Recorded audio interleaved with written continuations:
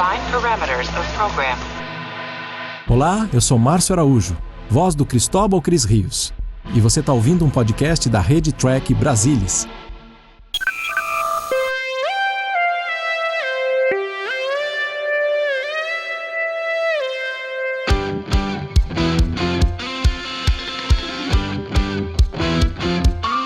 Olá você, seja muito bem-vindo ao Cérebro de Spock. Eu sou Murilo Von Groll e sentado aqui comigo para dar sequência nas trilhas de comentários da série clássica temos ele, Leandrão Magalhães. Fala, Leandro, como é que estamos? E aí, pessoal, tudo bem? Estamos aqui de volta. Salve, salve. Tranquilo. Tranquilo, sereno, nem barbaiano. Seguinte, antes da gente dar a introdução a esse episódio, temos que avisar que agora os podcasts do Cérebro de Spock também estão indo para o YouTube, né, Leandrão? Estamos agora no YouTube também, né? A Rede Track Brasilis está sendo subida para o canal do TB no YouTube, né? Para o pessoal que acompanha mais pelo YouTube ter um acesso fácil a todo o conteúdo que está lá, né? Uhum. Então acesse lá, óbvio, é só o áudio, que nem o podcast, igual o podcast, e você pode acessar por lá e escutar essa maravilhosa obra-prima que nós produzimos, que é melhor que a série clássica, né, Leandro?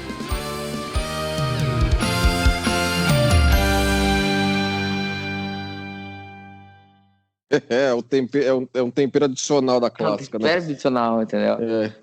Em vez, é muito... Tu fala, não, mas podia ser o Roddenberry e o Gene Kun falando da série. Não, tem que ser nós, porque nós somos melhores que o Gene Roddenberry e o Gene Kun, né, Leandro?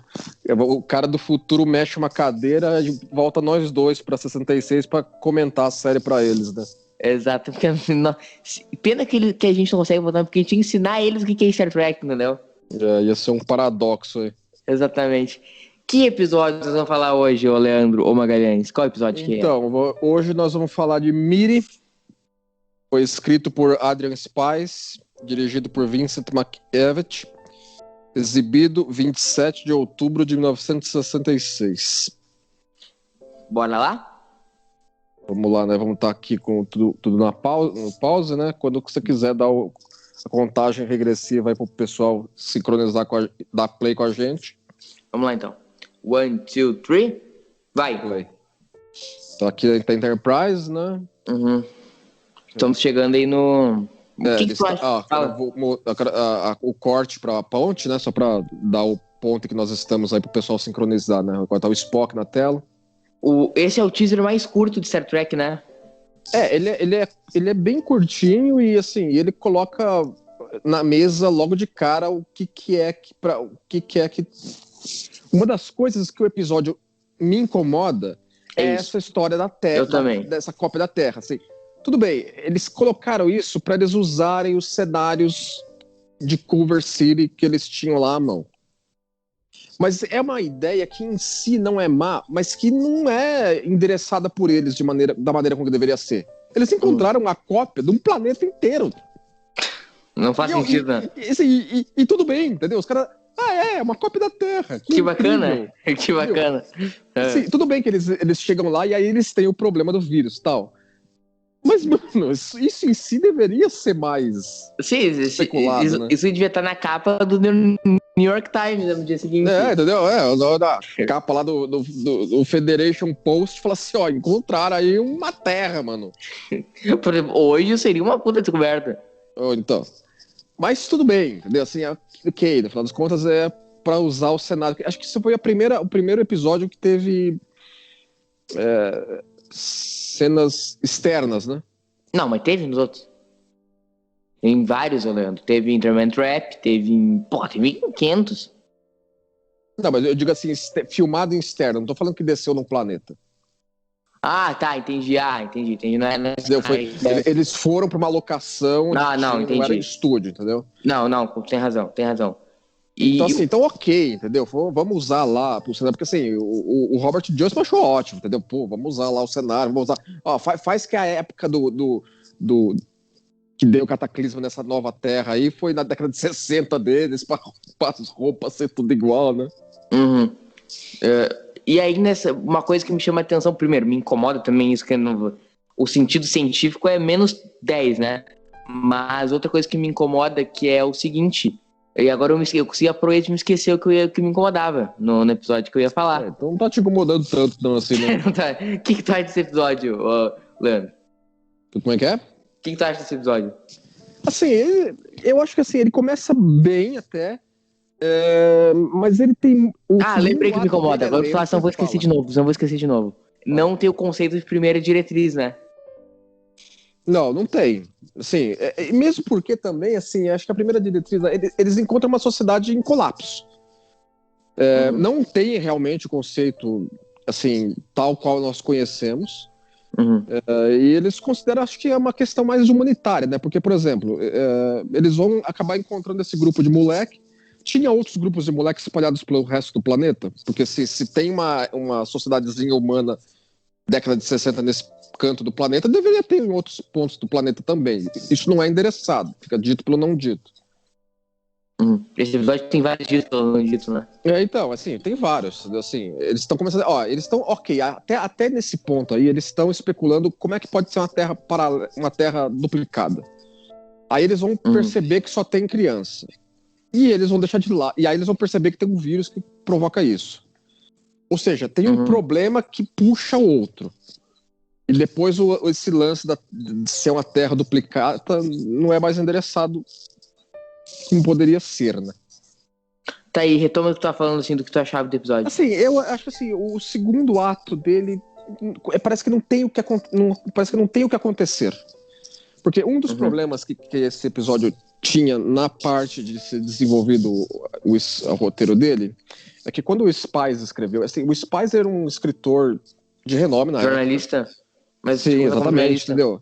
Era um cara E foi daquela turma que o Gene trouxe pra trazer exatamente, pra série. Ele fez uma confraria de bons escritores da época e o Spies era um deles. Mas ele não era um cara forte em ficção científica. Entendeu? Assim, ele não era a pegada mais forte dele. E o roteiro original, tal qual foi escrito, tira muita dos mistérios logo no primeiro ato. A Miri, por exemplo, ela sabia que ela estava para morrer, ela sabia que o problema era dos adultos que tentaram fazer um Elixir de longevidade, ela sabia que ela era centenas de anos, ela sabia tudo. Então ela conta de cara. Então não tem muito mistério.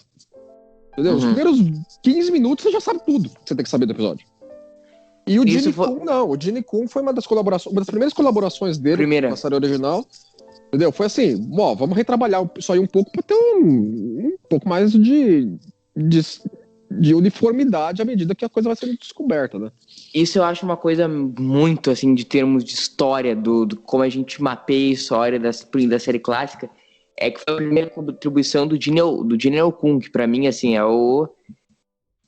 depois do Roddenberry, talvez até mais que o Roddenberry, vou jogar essa polêmica, o cara mais importante que contribuiu com a série clássica foi a primeira participação dele e do Steve Karabatsos, né?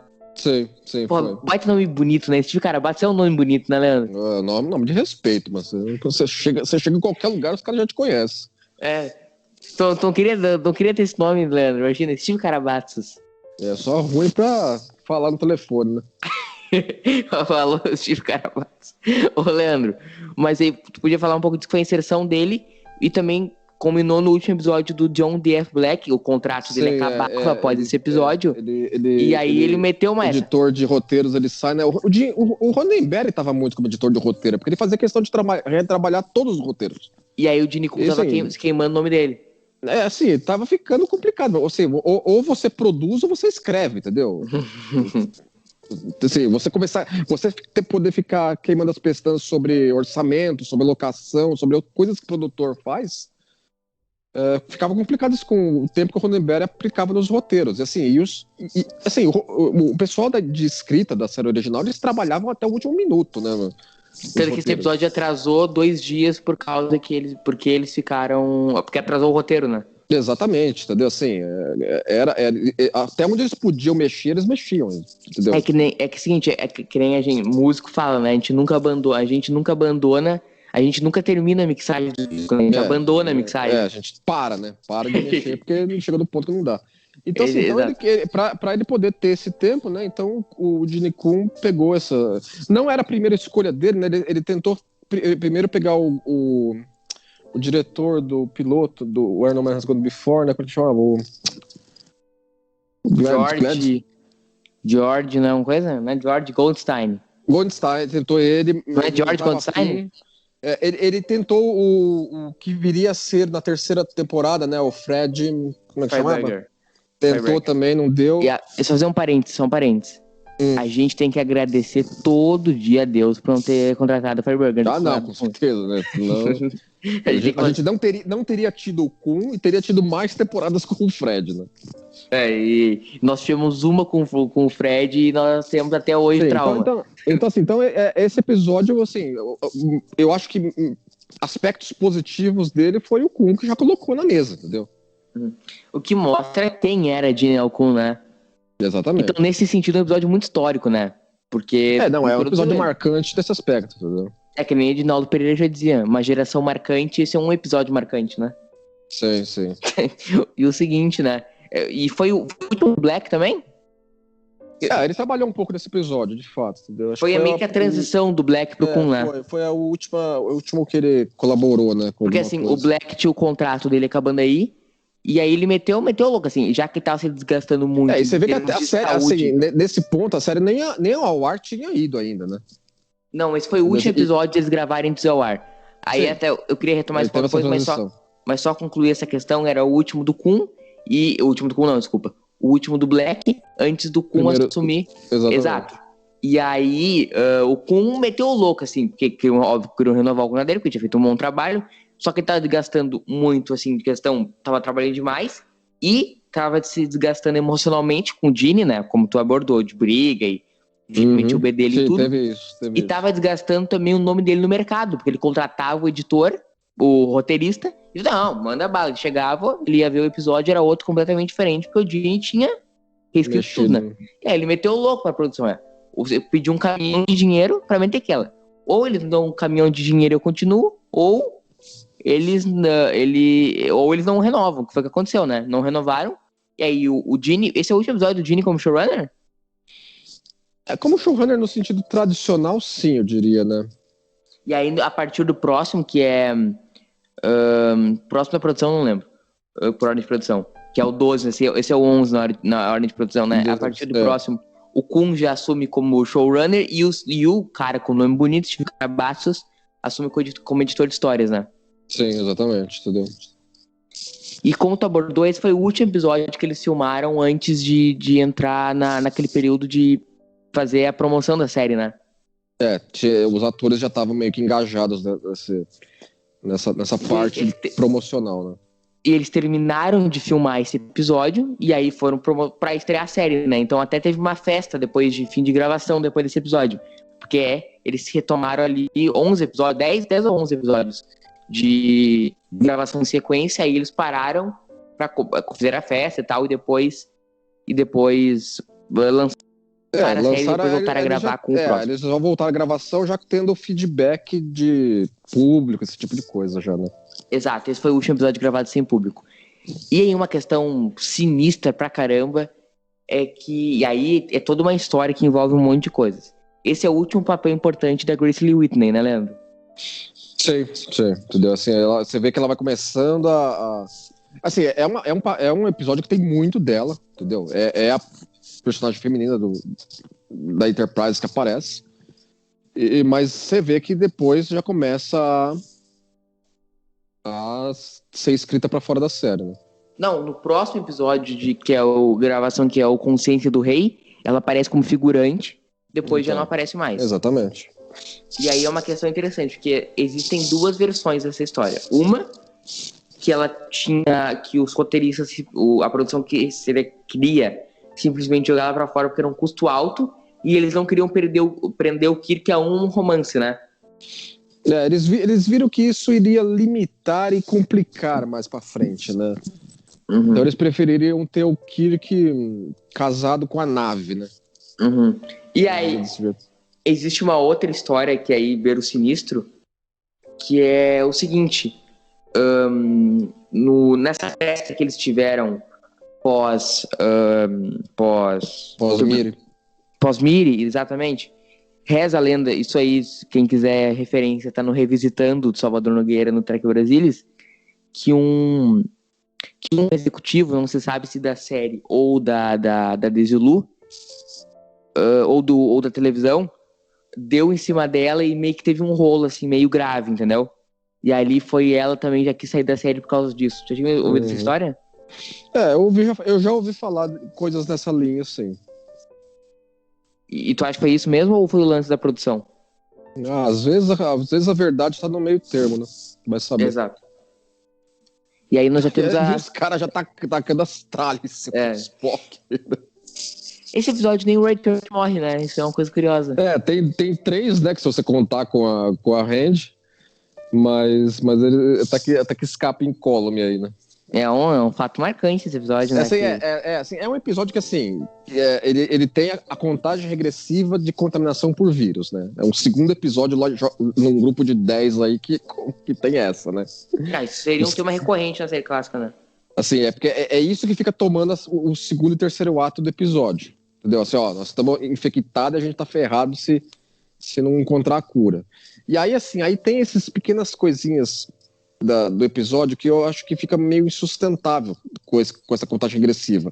Quando os moleques roubam os comunicadores. A Enterprise não percebe que eles caras têm comunicadores, por que eles não teleportaram mais telecomunicadores? Uhum. Entendeu? Assim, tudo bem, precisa... Aí não podia descer mais ninguém. Os caras não têm roupa de atividade extraveicular. Uhum. Desce os caras com a roupa lá do que eles foram lá no Planeta Psi 2000, né? É só não meter a mão na cara, né? E daí o Red Shirt fez lá, né? Assim, então, assim, tem coisas que são ignoradas para o episódio funcionar nos termos que eles queriam. Uhum. Assim, uma ou outra coisa, a gente racionaliza, a gente fala, ok, entendeu? Mas é que tem várias desse episódio que me descarrilham ele pra mim, entendeu? Aí, pra mim, então começa a incomodar o episódio. A gente tem que focar na história dos personagens. E a gente tem esse aspecto. A gente tem que meio que assim, meio que um Senhor das Moscas e Eu Sou a Lenda. Aí o episódio começa a me incomodar agora. É por causa do crush que a menina tem com o Kirk. Me incomoda muito isso no episódio. Não, eu acho que... Te incomoda? Eu acho que é natural pela situação que o episódio quer estabelecer pra si mesmo. Não, eu acho que do ponto de vista dela não tem nenhum problema. É uma coisa natural, da idade. Agora, o que me incomoda é o Kirk. Você acha que o Kirk dá muita trela? O Kirk dá muita trela e o Kirk usa, né? Quando ela pede pra ela levar ele lá na criançada, pra mim o Kirk usa demais o artifício. Me incomoda isso no episódio. Mas ele usa na medida que é o que ele tem à mão. Mas ele não tá se aproveitando disso. Não, mas tu acha que existe aí uma barreira moral? Eu acho que é menos do que você pode imaginar, Murilo. Eu acho que é menos do que você pode imaginar, porque o episódio meio que trata disso, entendeu? Assim, é um paradoxo, porque ela tem 300 anos, mas ela tem 14 mentalmente. Não, mas ela então... tá passando de criança para adolescente, então ela naturalmente tem esses anseios por alguém óbvio. De boa pinta, como o Kirk. Não, mas o meu problema não é com ela. Com ela é coisa natural. O meu problema é com ele. E o episódio toca nesse ponto. Eu não sei se tu percebe quando eu acho que a ordenança fala alguma coisa pro Spock. Ela não aborda nominalmente o assunto. Mas o Spock fala assim: tem em mente que ela tem 300 anos. Sim. Os personagens têm isso em mente. Eles não ignoram. Não se desviam. Não ignoram. Especialmente porque eles ficaram, acho que uns 3 dias aí, 4, eu acho, talvez, no planeta, né? Porque é que não aparenta. O episódio meio que tem que contar isso pra gente. E dormiram onde? Nos logs. Dormiram aí na favela que virou esse treco aí, né? Fazer o quê? A favela aí é onde eles gravaram depois a Cidade de Beira da Eternidade, né? Ah, sim, é os cenários. Acho que também o planeta do Landru também era aí, né? Da Hora Rubra. Eu acho um baita episódio, a Hora Rubra. Sim. Olha lá o No Smoking. Aí o câncer no maluco. Aí, ó. Aí eles já começam a estabelecer que, assim, eles já estão aí, já pesquisando em cima e tudo, né? Então, desse ponto em diante do episódio, é meio que assim, a interação do Kirk com a Miri, como os moleques interferem no que eles estão precisando fazer aí agora, né? Eu me atrai esse episódio mais falado e menos em ação, sabe? Esse episódio que ele traz um... Tipo, eu acho fenomenal aquela cena que é o Kirk, o Spock e o McCoy. Acho que eu não lembro se a Ordenança tá junto. Eles falando em tom baixo ali, debatendo intelectualmente o assunto, né? Eu me atraio por esse tipo de episódio que fala... Que é menos tiro e bomba e mais conversa. Sim, Me sim. agrada mais. Não me agrada também. Mas o que só me incomoda é essa relação da Miri... Da parte do Kirk com a Assim, Miri. tem umas coisas até engraçadas, né? Tem uma hora lá que o Kirk põe ela pra apontar uns lápis, né, mano? Pra deixar ela fazendo alguma coisa, né, mano? Tipo assim, aí ela pergunta, tipo, tá bom? Ele, não, eu quero mais. Não, faz mais uns aí, vai, que a gente vai escrever muito aqui com lápis, né? Eu acho bizarro aquilo. Olha a máquina de escrever aí. Mas a personagem, ela interpretava um corpo de 14 anos, mas ela tinha 19 já, né? Ela tinha 18, ela tinha acabado de fazer. Foi o primeiro trabalho dela como atriz sem ter tutor junto. O diretor, ele ficava um pouco sem paciência com ela, porque ela era meio chorosa. De lua, entendeu? Tinha a cena que ela achava que ficou ótima, ela ficava entusiasmada, e tinha a cena que ela achava que ficou uma merda, ela ficava em prantos. E ele não tinha muita paciência pra isso, porque é diretor de televisão, é aquele cara que gosta de eficiência, entendeu? Não era muito artístico, né? Entendeu? O cara é um cara que gosta de que a coisa ande. E diz que ela teve meio uma paixonite também pelo Shatner, né? Sim, não, ela admitiu isso, ela falou assim, não, assim, ela admitiu posteriormente, falou assim, ela meio que ela tinha queda pelos atores com que ela trabalhava. Entendeu? O que eu acho mais problemático até do que o episódio que escreve, entendeu? Não, mas não, tem uma diferença, tem uma diferença de idade, né, o Leandro, entre a personagem e a atriz. Entendeu? Ok, entendeu? Mas assim, ela tinha 19, ela tinha 18 anos, não tinha nenhum problema nenhum ela ser apaixonada pelos protagonistas. 18 anos, ela não tinha problema a partir desse ponto, né? Ela falou que ela costumava ser assim, né? É lógico, mas ela também não exercitava isso, né? Exato. Era uma coisa assim, de admiração, de trabalho. Não, exatamente. Mas a questão é o seguinte, ela teve papel relevante, depois eu não vi a carreira dela após esse episódio. Eu botei uma bola na costa agora? Ela fez, não, acho que eu não tenho de cabeça, claro, mas ela fez coisa pra televisão, né? Mas não chegou a ser não teve uma ascensão. Ela teve, me parece que ela trabalhou com o Shatner em um filme no início dos anos 70. Não vou lembrar título, nem nada disso, mas teve alguma coisa a ver. Eu anotei de trabalho com ele, sim. Como é que era o nome dela?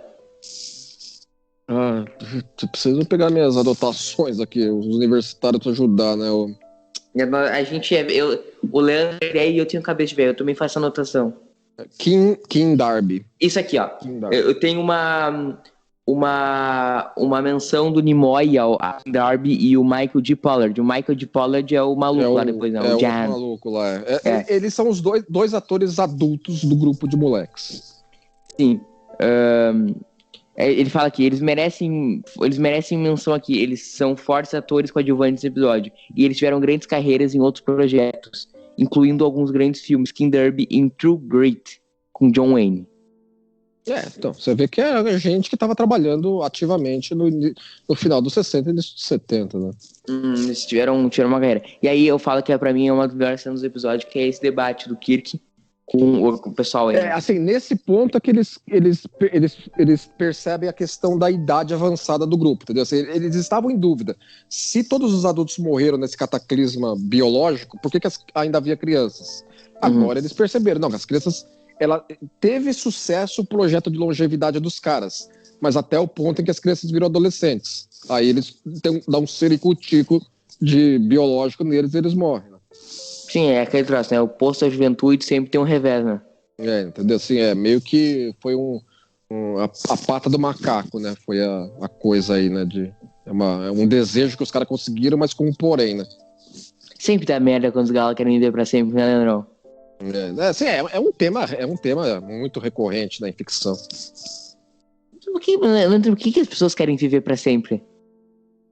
É uma coisa assim, que todo mundo quer um pouco mais do que pode, né? Se a população humana vivesse 500 anos, as pessoas iam querer viver 1000.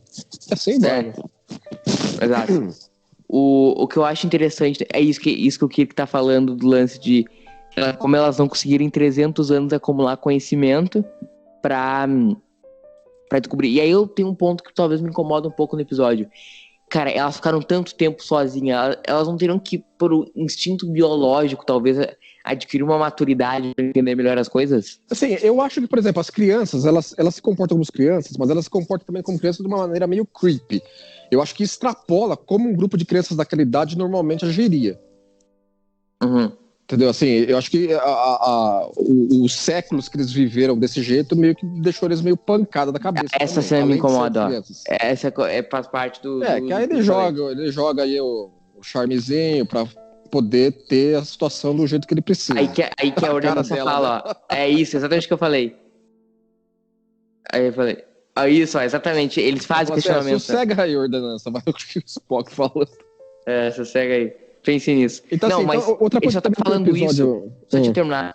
Eu só tô falando isso porque eles também se auto-fazem esse questionamento, né? Uhum. Mas continua. Uma coisa que o episódio acho que também, assim, ele desequilibra no segundo ato, que é o seguinte.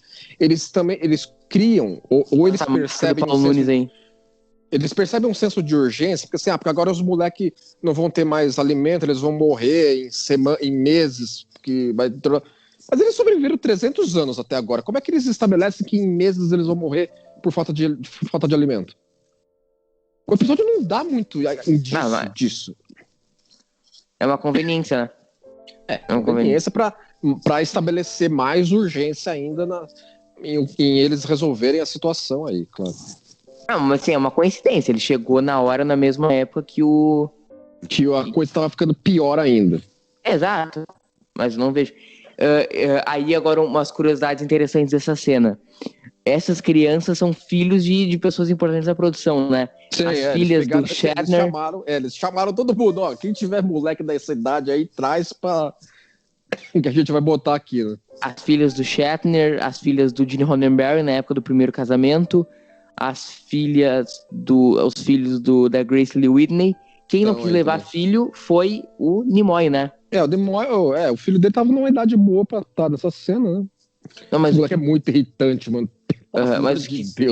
Mas o que conta é que eu não queria levar o Nimoy porque ele não queria misturar o trabalho com a família, entendeu? Uhum. Depois ele faz o moleque visitar o set, coloca as orelhas dele e tudo e tal. Tem até aquela foto famosa, né? Eu li em algum lugar que o Jason Isaac está nessa turma aí. O Jason Isaac tá aí? Que depois fez o Lorca, eu vi no Revisitando. Essa é uma novidade pra mim, eu te confesso. É verdade. E aí vai chegando a galerinha do mal, né? Eu sei que tem um ator aí que trabalhou muito na era Berman, como Klingon, como trabalhou em Voyager. Não, mas fez várias pontas, mas o Jason Isaac eu realmente não sabia que estava nessa cena, não. Aí eles chegam e tem a menina lá que tá se transformando no bicho, né? Que já ataca ele. essa close aí, os moleques aparecem do nada. Corre gurizada. Ela dá um grito do lado dele. Eu acho que essa cena é bizarra, mano. Essa cena é muita galhofa, mano. Putz. Aí eles assumiram o lado começo da carreira do Peter Jackson. Dá um sossega-leão nela, já. Isso também é uma coisa complicada, né? Porque querendo ou não, ele mata uma criança, né? O roteiro é tenso, mas o roteiro estabelece que ele queria atordoar ela. Só dessa tava pra morrer já, né? Tinha virado um puta de uma zumbi aí, ó, entendeu? Uhum. Não, mas igual. Olha, eu tava vendo o lance do cenário aqui, foi usado também em The Return of Arrakons, esse cenário. Esse Culver City tinha muito cenário de muita TV na época, né? Lá tinha o Andy Griffith Show, que era filmado lá. Tinha os lápis aí. Tinha a série do Gomer Pyle, Fuzileiro Naval, era filmado lá. Guerra Sombra e Água Fresca, o Campo 13 era lá. Uhum. Tinha muita. Parte do Vento Levou foi lá. Sério? O Vento Levou? Parte do Vento Levou foi filmado nessa região, nesses cenários aí. Uhum. Que mais foi filmado lá? Teve muita coisa que foi filmada nessa. Era uma cidade cenográfica mesmo. Nessa cidade cenográfica aí. E ela era da Desilu ou era alugado? Eu acho que foi, se eu não me engano, foi da...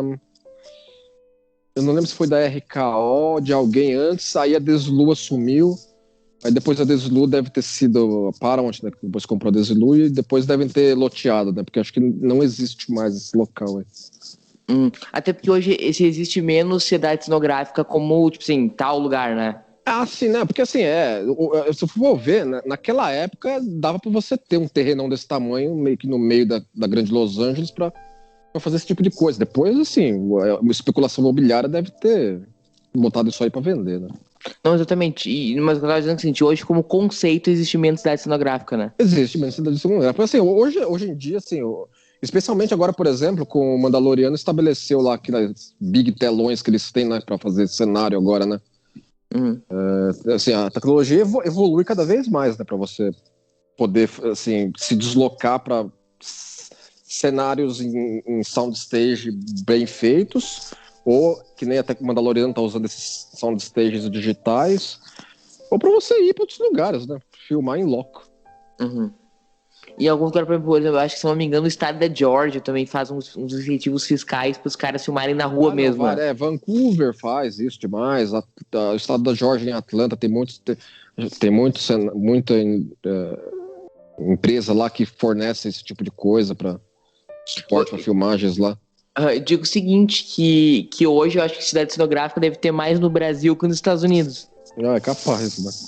Porque, Já, assim, o conceito em si já é desnecessário, né? Já não tem mais tanta necessidade de você ter um set fixo que várias produções revezam a utilização. Exato. E aí nós temos eles estão calculando que eles vão morrer de tempo. É uma bomba relógio o bagulho, né? Assim, e é aquela coisa, né? Eles estão usando o suporte da Enterprise para pesquisa, aí vai ter um dado momento que eles não têm mais contato com a Enterprise, mas é puro fiat de escritor. É arbitrário, assim, os caras perdem os comunicadores, a Enterprise fala assim, eles estão sem comunicadores, quem vai fazer agora? Não vamos mandar mais comunicadores, vamos deixar eles se virarem lá. Eles, tipo assim, que pena que eles não têm comunicador, que coisa triste. Mas ok, toca o jogo, entendeu? A gente ter o episódio nos termos que os caras queriam. Mas é aqueles troços que está lá porque o roteirista quis, né? Entendeu? Exatamente, é o fiat do escritor, né? Mas aí assim, e nós estamos nesse ponto, porque esse aspecto também dos moleques pegar os comunicadores é pra você ter alguma coisa no segundo ato. Porque senão a gente vai ficar olhando eles três aí trabalhando pra fazer o treco, a Miri esperando e os moleques lá zoando. Não acontece mais nada nesse meio. Será que não tinha nessa época alguma máquina pra ler os bagulho? Por que ficavam os três palhaços lendo um negócio aí? Eles poderiam ter assim, o tricorder poderia absorver a informação mais rapidamente e processar o que é relevante para eles. Mas a Enterprise podia ter mandado uma máquina. Um scanner super duper mega, que escanearia isso em meia hora, todo esse material que eles estão lendo. Exatamente, ou eles mandassem o material para dentro da Enterprise, entendeu? O material não estaria contaminado, eles estão contaminados. Exato, então assim, eu acho meio por que esses caras estão lendo, entendeu? Exatamente, assim, é pra poder ter a dinâmica assim, que senão eles não têm nada em relação à atividade entre eles, ficariam um olho na cara do outro conversando, entendeu? Seria extremamente expositório as cenas. E mais nada. Eu achei incrível que esse ator tinha 27 anos na época da gravação. Tem uns atores que assim, que os caras põem pra interpretar adolescente, mas são adultos já com filho adolescente já, né? Uma coisa interessante é que eu acho, só os nomes, né? De Miri e Jan, que mostra como era uma civilização parecida com a Terra, né? Que o Jan e o Miri, como eram crianças que se criavam sozinhas, era Jan é John e Miri é Mary, né? Sim.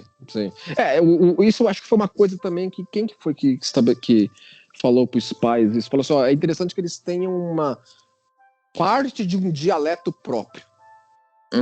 Tanto que tem aquelas palavras lá pra grown-up, tem uma gíria própria que eles... O Roddenberry falou. Roddenberry, exatamente. Ele que colaborou com esse aspecto da história. Os grandes, tem vários... Sim, um pouco de derivação teria que ter, né, no linguajar deles. Exato, e aí eu acho que foi uma boa inserção, né? E aí o o Kira já tá ficando lá, fratura exposta, né? Assim, nesse ponto eles já estão estabelecendo pros atores, ó, vocês têm que meio que fazer que vocês estão ficando já noinha, né? O cão fica inquieto, né? Uhum. Como é que é o nome do editor, do diretor, Leandro? O diretor é o Mac... Ele emendou os episódios, né? Ele fez... O Vincent McEvitt. Ele trabalhou vários episódios da série original. E ele dirigiu emendou, vários. ele emendou o anterior na lista de produção, que é o anterior na lista de produção a este. que ele emendou. Como é que é o nome do episódio?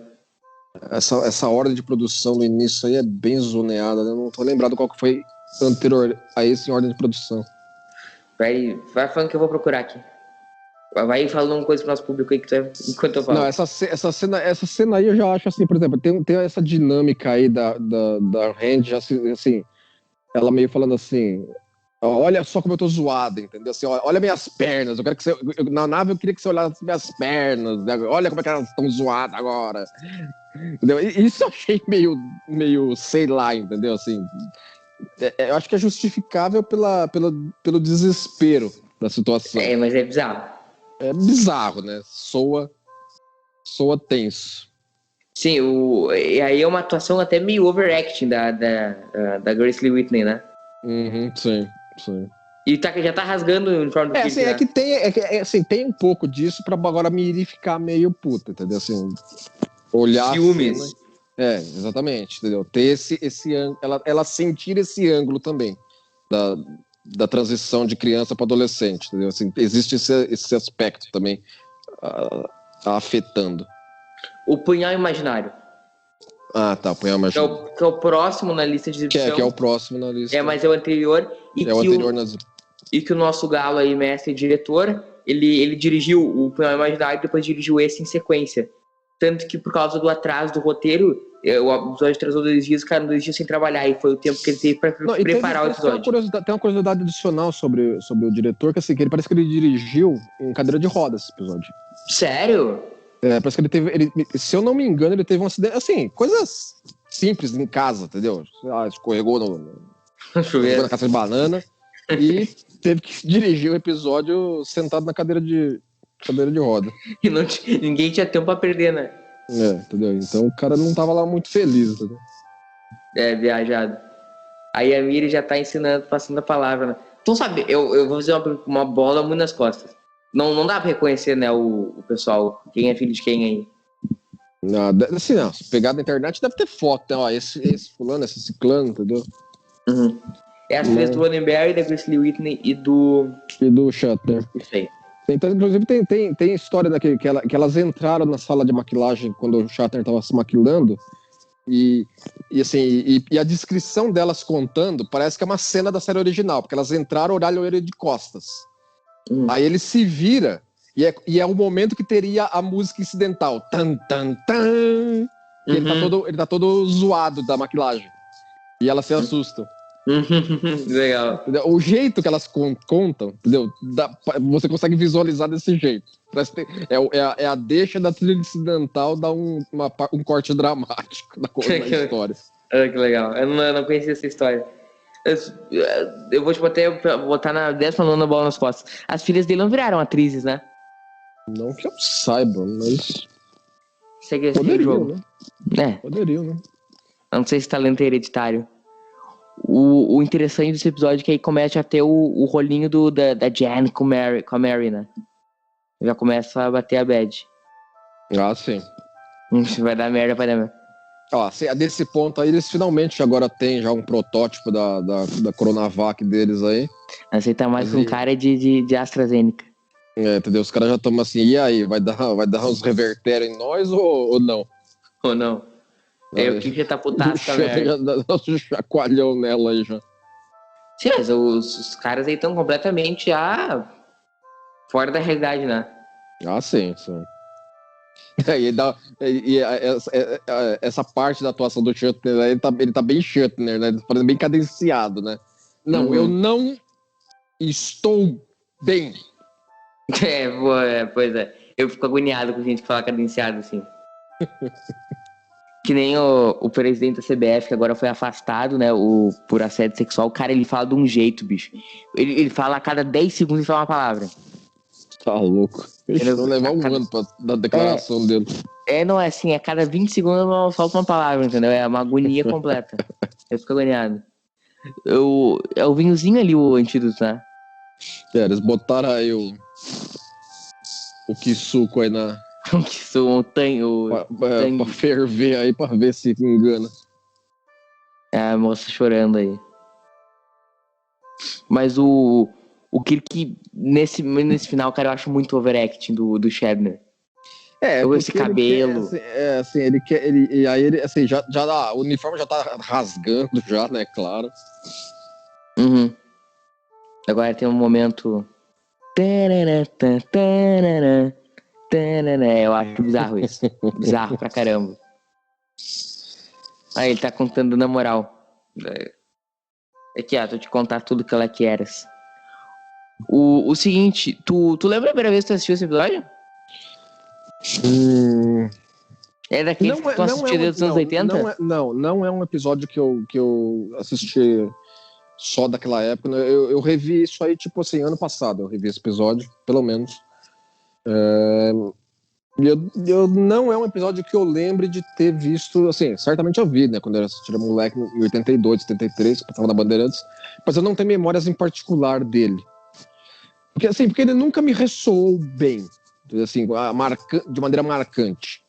É um daqueles episódios que você sabe que teve, assistiu e ok. E fica por isso mesmo. O seguinte, tu tem mapeado se tu conseguiu assistir todos os episódios da série clássica ou pode ter escapado alguma coisa? Não, todos eu assisti, mas eu tenho esse meu grupo de uns 15 que eu não assisto desde aquela época. E a gente vai esbarrar agora com essa maratona nossa aqui neles, claro. Uhum. Eu acho essa cena forte do Kirk com a Miri. Não acha? Ele vai chegar aí já pra usar a sua retórica nos moleques, né? A retórica que ele gosta de botar computador no circuito. Quando dá merda, ele usa a lábia. Então. Aí eles prenderam a... Não, e ela tá amarrada de um jeito que parece aqueles vilão dos anos 20, né? Botar a mocinha no trem, na linha do trem, né? Só na cadeira com uma corda, né?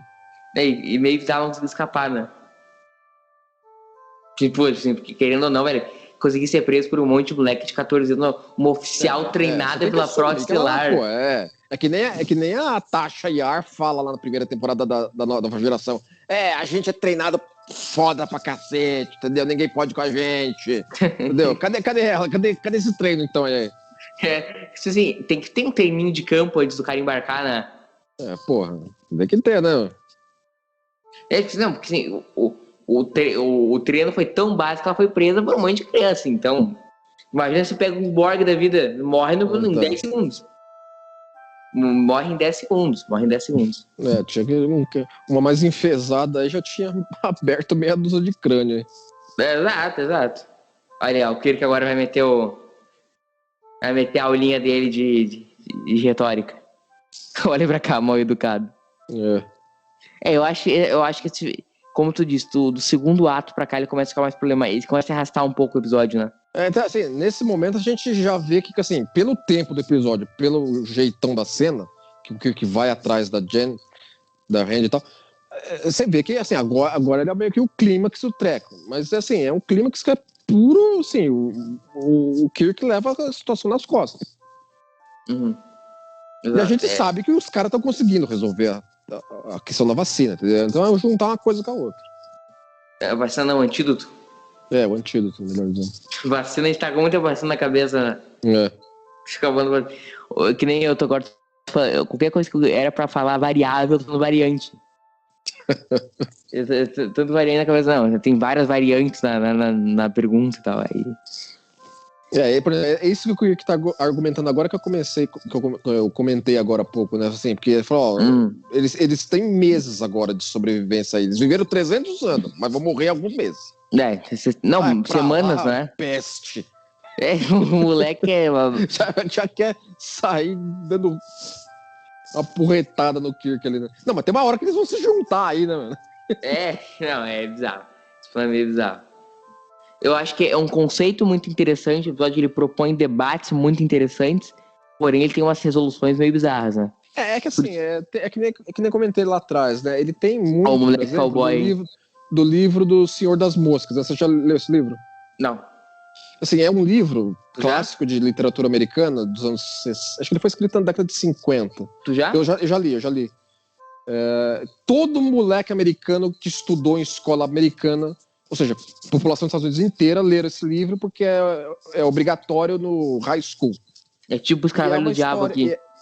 E é uma história que, assim, que é um grupo de moleque que fica náufrago de uma ilha durante o início de uma guerra nuclear, e os moleques lá estão sem adulto e criam uma sociedadezinha própria, onde dá altas treta.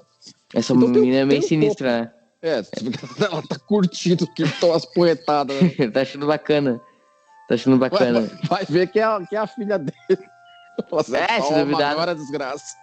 É, Apanha aí.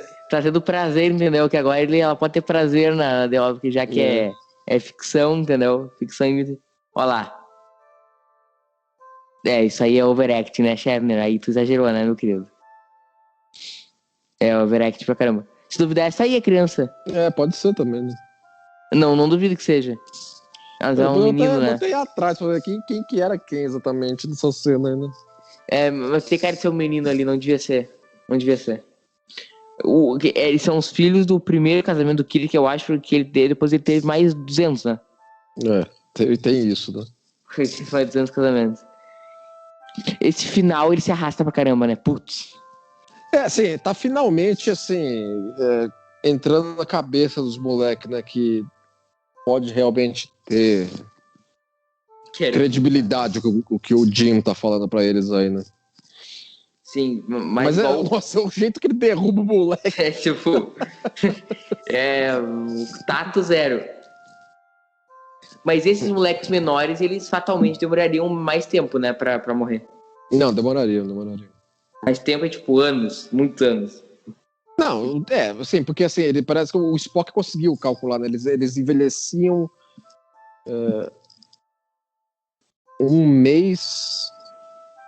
um ano, o equivalente a 100 anos, sei lá.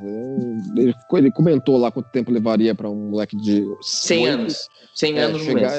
Chegar a 14 equivalente aí, vai. Uma coisa e aí interessante dá o ciricutico deles. De construção de mundo nesse episódio é que tem uma referência a, abre aspas, centro espacial durante o episódio. Lá no final, e em vez depois seria comando da Frota Estelar, né? A gente pode racionalizar aí falando assim que centro espacial seria uma subdivisão de uma divisão da frota. Já que eles são tão aprofundados no mundo. Seria o pessoal de segundo contato. Os caras que antes da Cerritos, né? Dessa época aí. Não, porque eu senti. E faz sentido essa tua racionalização, porque, tipo assim, podia ser algo como assim, eles estão tão em espaço profundo que eles não têm contato com o comando na Terra, entendeu? Então eles poderiam ter contato com uma base antes. Não, certamente. Eu teria que vir de um posto avançado federado. Porque, assim, depois que esses caras forem embora desse planeta, entendeu? Sim. Primeira diretriz ou não, os caras têm que dar algum suporte, entendeu? Porque isso aí não é uma civilização, isso aí é sobreviventes do que seria uma civilização. Então, Olha, aplicando a Coronavac aqui. Dá um ciricutico aí. Essa reação mais forte que a AstraZeneca. Essa reação aí, se der no posto de vacinação, você já sai correndo já. Não, se eu tomo essa vacina, ninguém vai tomar vacina. O legal é que a técnica que eles usaram para filmar essa cena eles filmaram The Force Kelly cada vez com menos maquiagem e editando o filme, né? O filme, eu digo filme, né? Incluindo fade para suavizar a transição. A mesma técnica foi usando com a Vinha em The Cage. Foi semelhante também. É claro que assim, você vê que é um efeito ótico que funciona legal pra época, entendeu? Mas aquele é um pouco inverossímil pra nós, né? Exatamente. O negócio vai desaparecendo do nada, né? Os furúnculos aí. O Kik tá todo valepado, né? Não, já tá tudo zoado já, né? Sim, tipo, caos. Já aplicou a vacina. Aí o pessoal não teve tempo da fase 3, né? Não teve tempo de nada, mano. A Anvisa não aprovou antes. A Anvisa Federada não deu tempo de a gente ficar sabendo do negócio, né? Não. Eles chegaram depois na Terra com a vacina pronta. Quando a gente tiver um problema assim. A gente descobriu uma doença, mas já tem o antídoto dela aqui. Já tem a vacina. Aí a cena que foi usada a técnica. Que hoje, pra nós, fica bem claro que é uma edição, né? Na história de Jornada nas Estrelas teve um monte de doença que tem que ter esses trecos, né? Em Voyager, com o pessoal lá daquela espécie alienígena que Voyager encontrou da primeira temporada, que eles estão todos zoados, é utilizado isso. Deep Space Nine tem um episódio também com um povo alienígena que os fundadores propositalmente infectam, que eles também estão cheios desses cascão aí, entendeu? Valkyrie que me deu um grande abraço. Falou assim, falou pra vocês, mano. Falou, grande abraço. Dessa merda aqui. Grande abraço, foi maravilhoso conhecer vocês. E aí voltamos à Enterprise desde o primeiro ato que a gente não via ela. Você vê que assim, foi realmente todo filmado em estúdio em Culver City ou nos cenários do laboratório, né? Enterprise apareceu só a ponte. Isso. Quem ficou no comando da Enterprise nesse tempo? O Scott? Teoricamente? Ele não aparece no episódio, mas podemos racionalizar que foi ele. Porque alguém ficou no comando 3, 4 dias, né? Ele ficou no comando em tela várias vezes do série original. A gente já viu ele na cadeira de capitão. Porque ele era o terceiro em comando, né? Então. Até teria terceiro em comando porque o Spock acumulava oficial de ciências e a outra lá passando café lá, mano. Ordenança de alguém. Aparece, mano. Secretária-geral da ponte. Não deve ter essa função. Aspone. Mordomo. Deve ter um mordomo da ponte, né? Uhum. Vai levar um cafezinho pro pessoal. Finalmente terminamos. Aleluia. Mais um pra conta. Esse bem mais arrastado, né? Ele sofre no segundo ato, realmente, entendeu? Mas ele tem elementos legais, né? Assim, eu acho que é pouco explorado, né? Uhum.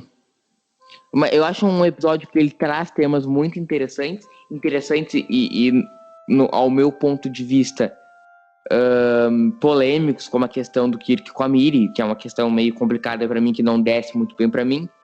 Tem essas questões interessantes, porém, entretanto, todavia, eu acho que ele se arrasta muito. No final a gente tá assim, acaba logo essa merda. Não sei se é assim pra ti. Acho que ele perde muito ritmo. E se o Kun tivesse dado aquela sugestão lá, teria sido pior ainda. Porque a gente ia ficar sabendo de tudo que tem que ser pra se saber nos 10 primeiros minutos, e aí vai fazer o quê? Exato. Entendeu? Complicava. Então, Leandro, nosso quadrinho aí. Nosso quadro. Como teria sido esse episódio na linha do tempo Kelvin? Teria sido igual. Porque esse planeta tava lá. Os moleques estão há 300 anos desse jeito lá. Então, quando aconteceu a treta da Kevin, tava lá esses moleques, a Miri já tudo zoado, desse jeito que a gente viu aí. Uhum. E aí, chega a Mitchell, não tem por que não acontecer esse episódio, né? Basta a Enterprise da linha do tempo Kelvin esbarrar com o planeta, não precisa de mais nada. Sim, e aquela história, nada demonstra que não tenha acontecido. Tu gostaria de ver esse episódio interpretando com o Chris Pine? Se ele não funciona nem como episódio direito, imagina como filme, né? Como filme, aí que ia arrastar, né? Nossa, aí não. Que atriz tu acha que interpretaria bem? Você ia ter que meter. Você ia ter que meter bomba. Um monte de coisa, entendeu? Você quer botar uma atriz pra fazer a Miri? Põe nessa idade, 18, 19 anos. Não, põe a Millie Brown. Como é que ela chama lá? Eleven? Millie Brown. Millie Brown. Acho que encaixava bem. Funcionaria. Será que faria química com o Chris? Ela tem uma. Assim, a Miri tem um jeito noinha, né? Então, acho que vai bem. Ela consegue interpretar um personagem que nem a Miri, sim. Mas ela meio que virou a bola da vez, assim, com atriz jovem. Qualquer papel importante de jovem hoje em Hollywood é ela, né? Entendeu? Tá bem na fita, né? Então aproveitar que tá tá ganhando uma grana. Opa! Então, isso aí, Leandro. Terminamos mais um maravilhoso episódio de Star Trek, La Série Clássica. Aqui estamos. Próximo episódio daqui a 14 dias é? Qual que é? Pera aí. Consultar aqui os universitários. É a 38ª bola nas costas que eu coloco em ti hoje. Vamos lá, enquanto isso... Dagger of the Mind. Gosta desse episódio? Dagger of the Mind. Gosta desse episódio? Gosto. É que Acho que é. Qual episódio que a gente não gosta, né, Leandro? Se colocarem o Kirk e o Spock jogando ping-pong no deserto de Saara durante 50 minutos, a gente vai achar legal, né? E o Kirk vai falar que ele e o Spock vai falar que ele joga de maneira ilógica, né? O ping-pong. E o Kirk vai ganhar. Opa. E o Kirk vai ganhar. Isso aí, Leandrão. Muita graça. Falou então, mano. Abraço. Nos siga nas redes sociais. Escute o Cérebro do Spock também no YouTube. Comente. Vocês não comentem, comentar. Se não comentar, não vai ter mais podcast. Foi assim, Leandro. Se nesse episódio não ter comentário, vai acabar o programa. Pode ser? O cara já joga uma ameaça. Já, Se não tiver 20 comentários, não acaba o programa. Delicado o moço. Acabou o programa. Se não tiver 20 comentários, acabou o programa. E acabou a Rede Tech Brasilis também. Acabou tudo. Acabou tudo. Então, comente lá, nos siga nas redes sociais. Voltamos daqui a 14 dias com mais um episódio da série original. Abraço e tchau. Tchau, Leandro. Falou. Abraço, mano.